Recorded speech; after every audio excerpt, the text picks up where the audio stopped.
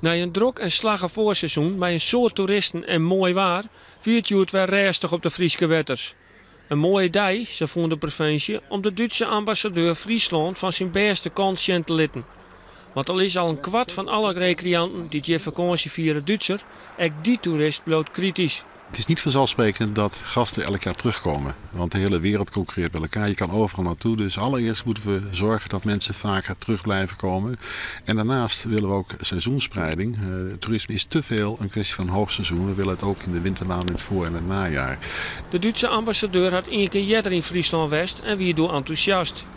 Nou had hij zijn langgenoten nog over de streek loeken. Allereerst dat wie joert het badskip op een boord. Nou, promoten is natuurlijk niet de taak van een ambassadeur, maar ik denk dat het een heel goede bestemming voor Duitsers is, omdat ze hier vinden wat veel Duitsers zoeken. Mogelijkheden voor watersport, voor het fietsen, om te rusten. Intussen wacht het Friesland met spanning op of het vliegveld van Eelde verlengd wordt mee van de Raad van State. In dat geval kunnen vliegtuigen uit Berlijn, Stuttgart en München in Eelde landen en toeristen van Friesland meenemen. Dat zie je in heel veel regio's zeer succesvol zijn in Europa en dat gaat op dit moment helemaal aan ons voorbij.